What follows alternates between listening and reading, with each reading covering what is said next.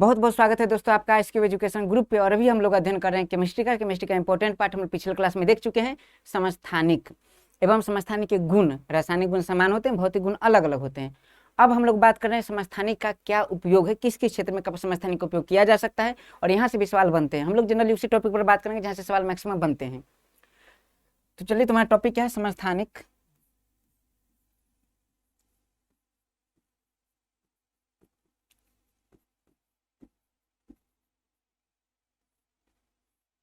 समस्थानिक के उपयोग, फाइनल यही है, समस्थानिक के उपयोग।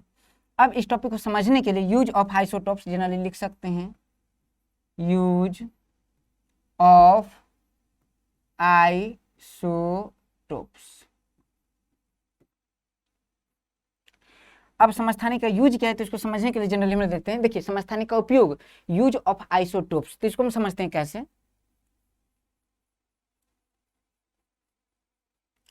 चलिए, तो क्या क्या यूज है तो जनरली देखिए, एक ट्रिक हम लोग देखिए जनरली एक मैया ट्रिक को याद रखिए या फिर माई रे याद रखिए, आसान है। हालांकि देखिए, ट्रिक से कोई ज़्यादा फर्क नहीं पड़ने वाला, जनरली आपको प्रैक्टिस ही करना पड़ेगा।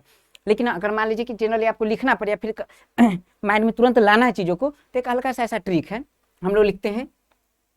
क्या याद रखना है? माई रे, MAAIRE।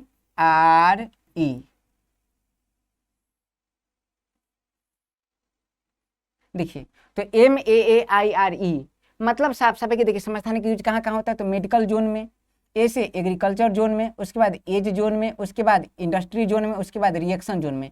मतलब अगर आप मेडिकल जोन मतलब चिकित्सा क्षेत्र में सबसे ज्यादा समस्थानिक यूज किया जाता है और सबसे ज्यादा टाइम इसी पर लगेगा। हम लोग को मेडिकल जोन में पढ़ने में कम से कम 5-7 मिनट लगेगा इस पे। ए से याद रखना एग्रीकल्चर जोन, मतलब याद रखना कृषि के क्षेत्र में भी समस्थानिक का यूज होता है।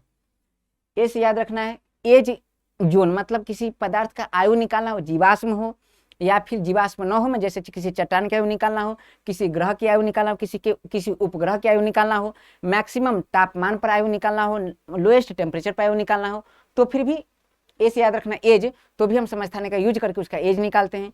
उसका याद रखना आई से इंडस्ट्रियल, मतलब औद्योगिक क्षेत्र में, उद्योग क्षेत्र में भी जनरली इसका समस्थानिक का यूज कहाँ होता है? जैसे मान लीजिए कोई पाइप है, बहुत मोटा पाइप, और अंदर से क्षरण होते जा रहा है, और कितना क्षरण हुआ है, मान लीजिए तेल का कुआं है, तेल बहुत बड़ा पाइप है जिससे तेल सप्लाई हो रहा है, और वह कितना क्षरण हो चुका है, ये चीज पता करना हो तो समस्थानिक से पता होते रहता है। फिर हम लोग समय के दौरान, समय जब उसका समय पूरा जाता है कि नष्ट होने वाला है, तो फिर उसका पाइप बदल देते हैं। तो समस्थानिक का यूज वहाँ होता है, आई से इंडस्ट्री जोन में, उद्योग के क्षेत्र में, और आर से रिएक्शन के जोन में। मतलब सबसे अगर आपसे पूछे कि समस्थानिक का प्रयोग कहाँ कहाँ होता है, उपयोग कहाँ कहाँ होता है, तो याद रखना है कितने जोन में होता है। तो सबसे पहला जोन क्या है तो समस्थानिक का एम से क्या है? मेडिकल जोन, मतलब चिकित्सा क्षेत्र में, चिकित्सा क्षेत्र में, ये एग्जाम में पूछा जाता है। उसके बाद ए से याद रखना एग्रीकल्चर, मतलब कृषि क्षेत्र में।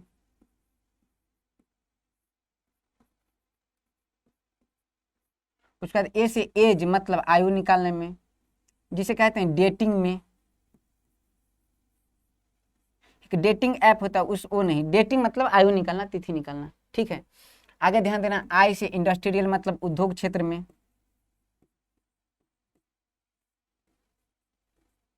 उद्योग में, और आर से याद रखना रिएक्शन में।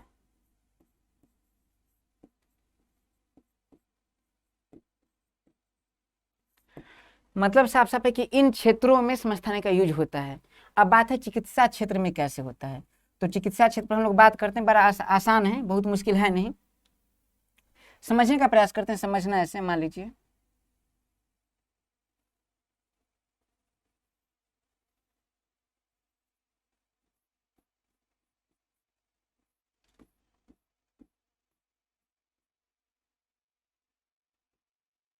चलिए, ये है तस्वीर, समझना। अंग देखिए, ऐसा नहीं कि मैं कलाकार हूँ और बहुत बढ़िया तस्वीर बना, नहीं।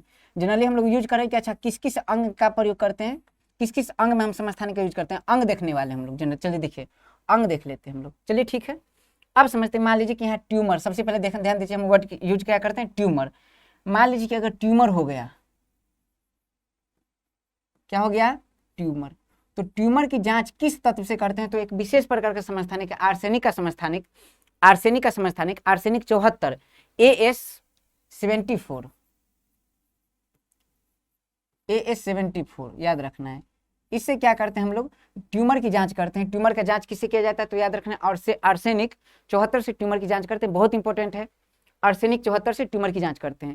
लेकिन आपको पता होगा कि ट्यूमर धीरे धीरे धीरे धीरे कैंसर का रूप ले लेती है।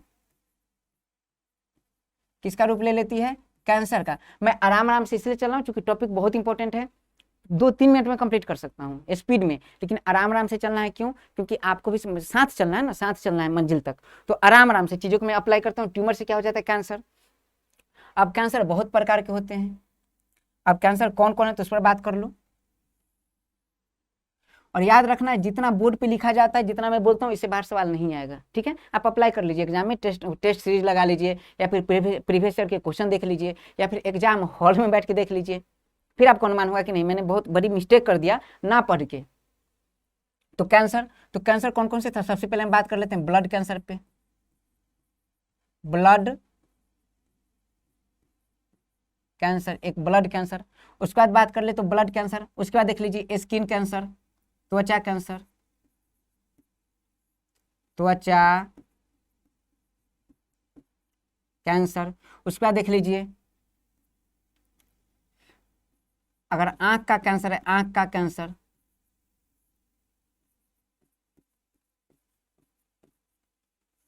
चलिए उसके बाद देख लीजिए स्तन कैंसर है।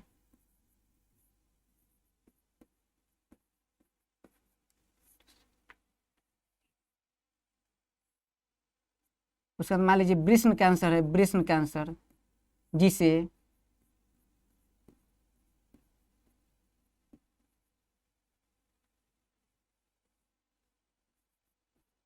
गौर से देखिए, वृषण कैंसर या प्रोस्टेट कैंसर कहते हैं। उसका देख लीजिए,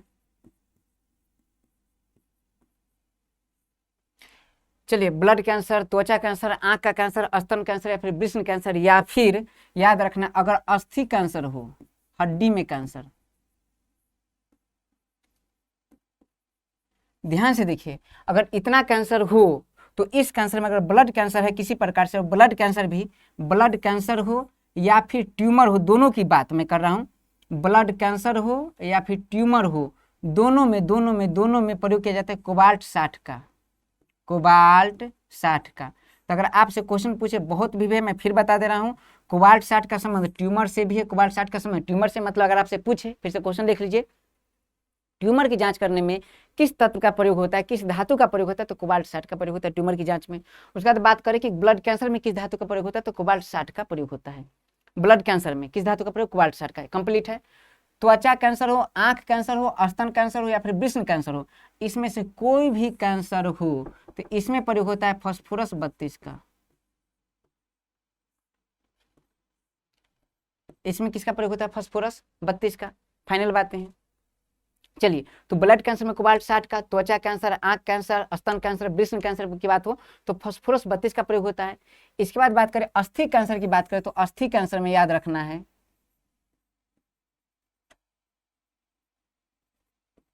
स्ट्रांसियम 80 का प्रयोग होता है। ध्यान से रखना इस बात को, बहुत इंपॉर्टेंट बात है। अगर अस्थि कैंसर हो तो किसका प्रयोग होगा, स्ट्रांसियम 80। स्ट्रांसियम बेमक्का सर बड़ा सर एस आर, स्ट्रांसियम लिख देता हूं, स्ट्रांसियम।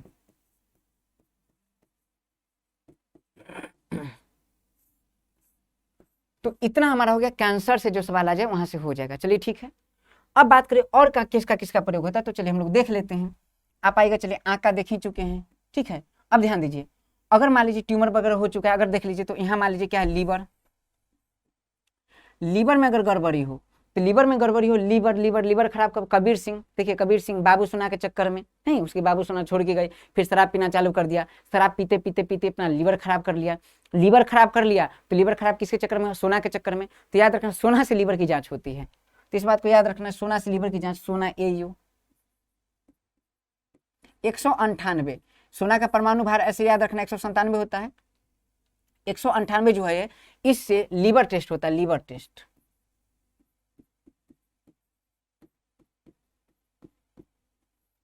लीवर में गड़बड़ी। अच्छा मान लीजिए अगर फेफड़ा में कोई गड़बड़ी हो जाए, फेफड़ा में, समझ जाइए फेफड़ा में मान लीजिए गड़बड़ी हो गया, समझ जाइए फेफड़ा है ये, बायोलॉजी पढ़ाऊंगा तो चीज़ें बताऊंगा, फेफड़ा से समझिए, टाइमिंग कम है अभी। तो फेफड़ा में अगर किसी प्रकार की कोई गड़बड़ी हो जाए, तो फेफड़ा में गड़बड़ी अगर हो जाए मान लीजिए, तो चलिए फेफड़ा में गड़बड़ी की जांच किससे होती है? फेफड़ा में गड़बड़ी की जांच लंग्स में। तो अगर फेफड़ा में गड़बड़ी हो जाए तो याद रखना है जेनन का प्रयोग करते हैं, जेनन 133 का प्रयोग करते हैं। जेनन क्या है? तो जेनन एक अक्रिय गैस है जिसे अजनबी अक्रिय गैस कहते हैं, अजनबी स्ट्रेंजर गैस कहते हैं जेनन। तो जेनन का प्रयोग करते हैं। अगर मान लीजिए एक बात और बता दो आपको, यहाँ थायराइड ग्रंथि होता है, अगर थायराइड ग्रंथि में किसी पर गड़बड़ी हो जाए, कौन सी ग्रंथि? थायराइड ग्रंथि, थायराइड।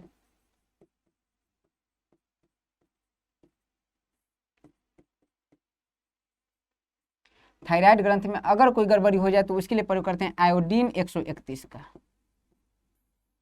जो मैं लिख रहा हूं इससे बाहर सवाल आ जाए इसकी संभावना बहुत कम है, यकीन रखिए नहीं आएगा बाहर सवाल। ये करना क्या, ये टॉपिक पढ़ा रहा हूँ, इस टॉपिक का प्रयोग मैं पहले भी कर चुका हूँ, इस टॉपिक को पहले पढ़ा चुका हूँ बायोलॉजी में। तो बायोलॉजी से पोषक तत्व का जो पार्ट है उसे आपको कवर कर लेना है। चीजें कुछ मैच होगा, कुछ चीजें छूट गई होगी, जो उसमें ज्यादा बता दी इसमें छूट, याद रखना है दोनों को मिला के आपको पढ़ना है, सवाल नहीं बचेगा।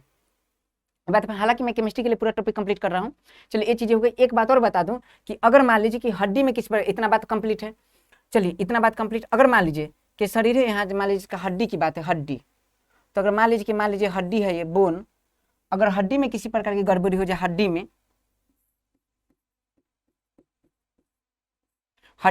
या फिर हड्डी में मान लीजिए कि गांठ बना हुआ है, गांठ जिसे कहते हैं गेठिया, गठिया, तो इसके लिए फास्फोरस 32 का प्रयोग करते हैं, जो फास्फोरस 32 यहाँ था।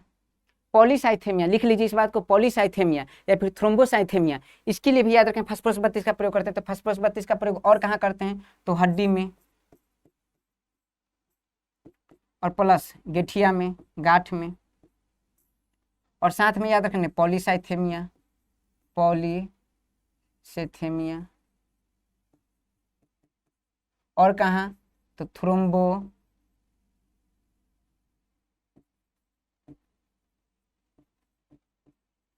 साइथेमिया। थ्रोम्बोसाइथेमिया का मतलब होता है जब कभी ब्लड में प्लेटलेट्स मतलब बढ़ जाए, जमा हो जाए, तो उसे थ्रोम्बोसाइथेमिया कहते हैं। पॉलीसाइथेमिया आरबीसी से संबंधित, आरबीसी से। तो ये चीजें में फास्फोरस 32 का प्रयोग करते हैं। ये बातें हमारा फाइनल है। और एक इंपॉर्टेंट बात करेंगे लोहा पर। अगर मान लीजिए कि ब्लड में, अगर ब्लड से संबंधित बात है, जैसे मान लीजिए ब्लड है ये, तो ब्लड से संबंधित दो बातें, चलिए इतना हम देख चुके हैं, ब्लड से संबंधित बात हम देख लेते हैं अगले स्लाइड में, चीजें ज्यादा हो जाएगी। तो चलिए ब्लड से संबंधित बातें, अगर ब्लड कैंसर देख चुके हैं, तो अगर ब्लड मान लीजिए ब्लड के परिसंचरण तंत्र कर देखना है, परिसंचरण तंत्र मतलब ठीक से गति कर पा रहे कि नहीं गति कर पा रहे, परिसंचरण तंत्र कर देखें, परिसंचरण तंत्र, या फिर रक्त थक्का ठीक से जम पा रहा है या नहीं जम पा रहा है, इसमें कोई गड़बड़ी है, रक्त की गति ठीक है या नहीं, ये अगर देखना है तो तीनों चीज का पता किससे लगाते हैं? तो तीनों चीज का पता लगाते हैं सोडियम से। सोडियम कौन सा? सोडियम 24, ये इंपॉर्टेंट है। इसके बाद ब्लड में अगर हमारे शरीर में ब्लड की कमी, जिसे कहते हैं रक्त अल्पता, रक्त अल्पता, इसकी पता कहां से लगाते हैं? तो इसकी पता लगाते हैं आयरन 59 से। इसके रक्त अल्पता के साथ इसकी पता लगाते हैं, याद रखना ये अपोषण, मान लो किसी प्रकार का कुपोषण है तो हमारे शरीर में कमजोरी है, इसकी पता भी आयरन से लगाते हैं। रक्त अल्पता हो गया, अपोषण हो गया, या फिर टीबी जो है, टीबी ट्यूबरकुलोसिस, क्षय रोग। अगर बात करें कि क्षय रोग का पता किसे लगाते हैं, तो इसी से लगाते हैं। ये बात हमारा फाइनल है। लेकिन अगर चाहे मान लीजिए कि जितने भी खनिज हम लोग इधर देख लिए, जितने भी देख लिए तत्व वगैरह, कोबाल्ट 60 है, फास्फोरस 32 है, स्ट्रांसियम है, और एक बात और बता दूं, सोना 198 है, फास्फोरस 32 है, जेनन है, आयोडीन 131 है। और याद रखने की बात और बता दूं कि वाइटीरियम, अगर हड्डी में गड़बड़ी है, अगर हड्डी में गड़बड़ी मान लीजिए, तो हम वाइटीरियम का भी प्रयोग करते हैं, वाइटीरियम 90 का भी। एक बात बता दो, अगर मान लीजिए ये सारे तत्व ना रहे, तो हम एक तत्व याद रखना है, टीसी, टेक्नेशियम, टीसी का प्रयोग कर ले तो टेक्नेशियम से सारा कुछ पता किया जा सकता है। तो अगर आपसे सवाल पूछिए कि कौन सा ऐसा तत्व है जिसका प्रयोग सभी प्रकार के समस्थानिक न रहने पर भी मेडिकल क्षेत्र में किया जा सकता है, तो उसका नाम है टेक्नेशियम। इस बात को ध्यान में रखना है।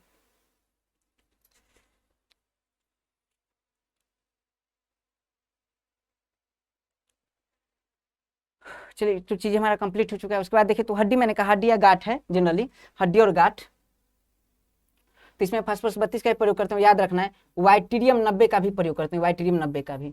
तो सवाल यहाँ से चांस है ही नहीं कि बाहर से आ जाए सवाल, चूंकि हम लोग बहुत डीप चले गए हैं। तो ये बातें हो गया। अब एक बात और हम देखते हैं कि ठीक है, मेडिकल जोन में प्रयोग करते हैं, मेडिकल जोन के अलावा और कहाँ प्रयोग करते हैं, तो देख लीजिए हम क्या लिखे थे, मायरे। तो आई से याद रखना है, ए से याद रखना है, एग्रीकल्चर जोन में, एग्रीकल्चर जोन में। तो एग्रीकल्चर जोन में क्या मामला है, तो एग्रीकल्चर जोन में मामला क्या, ध्यान दीजिए। मान लीजिए कि कोई पौधा है ये, ठीक है, जिसमें उर्वरा शक्ति कम है, उर्वरा शक्ति कम है, तो हम यहाँ क्या करेंगे, बड़ा सिंपल बात है, फास्फोरस 32, क्योंकि याद रखना फास्फोरस 32 है, ये उर्वरक का काम भी करता है। फास्फोरस 32 यहाँ लाके छीट देंगे, और इस फास्फोरस 32 को और जो पेड़ दिख रहा है, ये पेड़ पूरा अवशोषित कर लेगा और उर्वरक के रूप में यूज करके अपना उर्वरा शक्ति बढ़ा लेगा। तो एग्रीकल्चर जोन में फास्फोरस 32 का प्रयोग करते हैं। इस बात को याद रखना, अगर आपसे पूछे कि फास्फोरस 32 का कहाँ प्रयोग करते हैं, तो मतलब एग्रीकल्चर जोन में फास्फोरस 32 का प्रयोग करते हैं, तो इस बात को ध्यान में रखना है। इसके साथ ही जैसे हम बात किए कि पीछे हम बात कर चुके कि कार्बन 14 जो है, कार्बन 14, उसका प्रयोग हम क्या करते हैं, जीवाश्म का आयु पता करने में करते हैं। कार्बन 14 का प्रयोग, जैसे मान लीजिए कृषि क्षेत्र में, अगर मान लीजिए कि कोई पेड़ प्रकाश संश्लेषण नहीं कर रहा है, प्रकाश संश्लेषण नहीं कर रहा है, तो प्रकाश संश्लेषण करवाने के लिए भी कार्बन 14 का प्रयोग करते हैं। तो कार्बन 40 जो कार्बन का समस्थानिक देखे थे C14, इसका प्रयोग और कहाँ करते हैं, तो इसका प्रयोग करते हैं प्रकाश संश्लेषण में। तो ये बातें मायने रखता है, इंपॉर्टेंट। तो एग्रीकल्चर जोन में भी समस्थानिक का प्रयोग है। इसके बाद देखिए, उसके बाद क्या था, एज पता करने में, एज थोड़ा ज्यादा इंपॉर्टेंट है, एज पर ध्यान देना है। एज पता करने में, तो एज पता करने में कैसे प्रयोग करते हैं, तो बहुत आराम से देखिए एज पता करने में कैसे प्रयोग करते हैं। तो सबसे पहले देखिए किसका किसका प्रयोग करते हैं, तो देख लीजिए। सबसे पहले हम पता करते हैं कार्बन 14 का यूज करते हैं। उसके बाद और किसका यूज कर सकते हैं, तो देख लीजिए पोटेशियम और आर्गन का यूज कर सकते हैं। पोटेशियम आर्गन 40 का यूज कर सकते हैं आयु पता करने में। और किसका यूज कर सकते हैं, तो और यूज कर सकते हैं यूरेनियम का यूज कर सकते हैं, यूरेनियम का, जिसे यूरेनियम डेटिंग कहते हैं। और यूरेनियम के साथ प्लूटोनियम भी यूज करते हैं, प्लूटोनियम।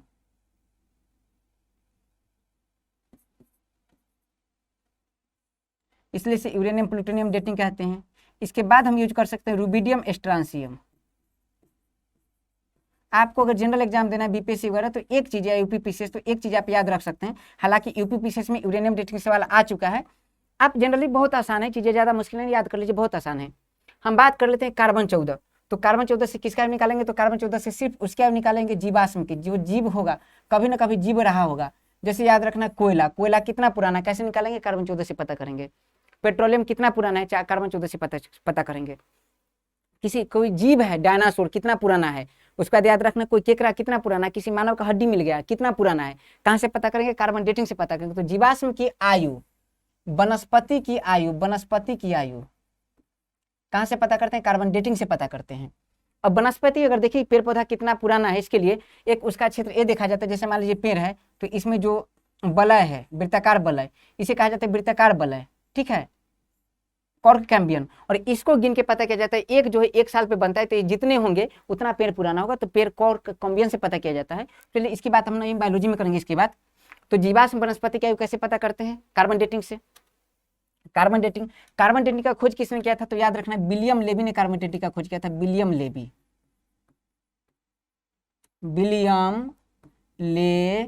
या लीबी भी लिखा होता है। कब किए थे खोज, तो 1946 में।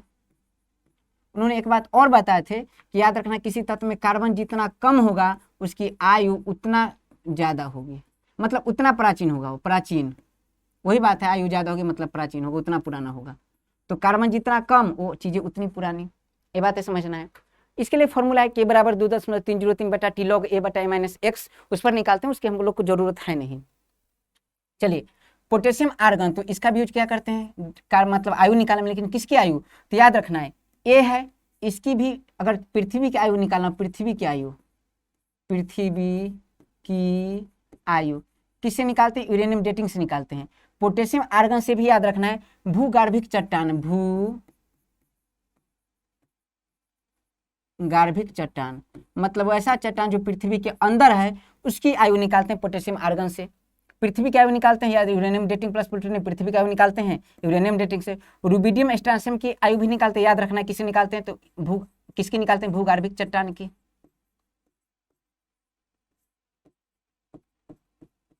अंतर क्या है, तो अंतर मैं बता दूं, ध्यान दीजिए।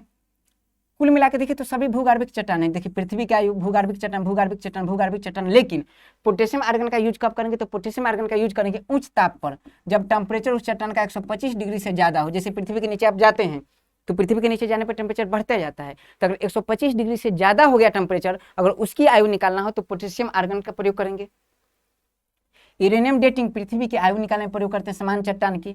और रुबिडियम स्ट्रांशियम डेटिंग जब चट्टान बहुत ठंडा हो तो उसका एज निकालने के लिए रुबिडियम स्ट्रांशियम का प्रयोग करते हैं। जनरली ठंडा कौन है, तो ठंडा है चंद्रमा, इसलिए याद रखना है कि रुबिडियम स्ट्रांशियम से चंद्रमा का आयु निकाला जाता है, लूनर रॉक्स। नॉर्मली कह सकते हैं चंद्रमा की आयु, चंद्रमा की आयु, ठीक है। तो ये हमारा हो गया एज निकालने वाला। बाकी बात करें उद्योग की, एक छोटी सी बात है, 2 मिनट रुक जाते हैं, उद्योग की बात करना है। जैसे हम क्या बात कर लिए, मेडिकल जोन बात कर लिए, एग्रीकल्चर बात कर लिए, एज बात कर लिए, उसके बाद इंडस्ट्री, उसके बाद रिएक्शन। तो चलिए इंडस्ट्री की बात कर लेते हैं। इंडस्ट्री मैं बात कर चुका, बड़ा सिंपल बात है इंडस्ट्री। तो इंडस्ट्री में क्या है, मान लीजिए पाइप है ये, तो पाइप है और इसे मान लीजिए तेल सप्लाई हो रहा है, तेल सप्लाई हो रहा है, तेल सप्लाई हो रहा है। तो सप्लाई हो रहा है तेल, तो याद रखना है कि तेल धीरे धीरे क्षय करेगा, इसे धीरे धीरे क्षय करेगा। तो कितना क्षय हो रहा है, कितना क्षय हो रहा है, क्योंकि इसके अंदर भी याद रखना अलग अलग प्रकार के खनिज है, तो ये कितना क्षय हो रहा है इसको पता कौन करेगा, इसको कैसे पता किया जा सकता है, तो याद रखना समस्थानिक से। और किस प्रकार के समस्थानिक से, तो याद रखना टेक्नीशियम से, टीसी से पता किया जा सकता है। तो उद्योग क्षेत्र में भी इसका यूज है। इसके बाद अगर बात करें तो लास्ट में क्या था, रिएक्शन। तो याद रखना है रिएक्शन जो है, अगर बात करें रिएक्शन, तो 2 प्रकार का रिएक्शन होता है। एक याद रखना नाभिकीय संलयन और एक है नाभिकीय विखंडन। नाभिकीय संलयन, नाभिकीय विखंडन, नाभिकीय विखंडन और नाभिकीय संलयन। नाभिकीय संलयन के कारण याद रखना है तारा,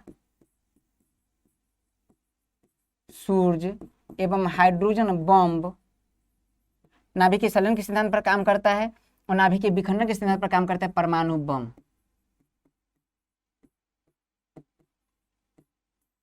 ठीक है। तो ये जो रिएक्शन है, ये रिएक्शन में भी समस्थानिक ही भाग लेते हैं। तो याद रखना इसे पढ़ने के लिए हम लोग अगला क्लास यूज करेंगे, तभी टॉपिक समझ में आएगा। और अगले क्लास में रेडियो एक्टिविटी से इंक्लूड करके हम इस टॉपिक को समझेंगे। बहुत इंपॉर्टेंट सवाल पूछा जाता है बार बार कि परमाणु बम किस सिद्धांत पर काम करता है, नाभिकीय विखंडन पर, सूर्य या हाइड्रोजन बम किस पर काम करता है, नाभिकीय संलयन पर। तो हमारा समस्थानिक का यूज था। अगर आप इसे कवर कर लेते हो तो एग्जाम में यकीन मानिए एक सवाल भी नहीं बचेगा। थोड़ा सा हार्ड जरूर है, हार्ड हालांकि है नहीं। अगर आप इस तरीका से देखते हो तो आपको बिल्कुल याद हो जाएगा।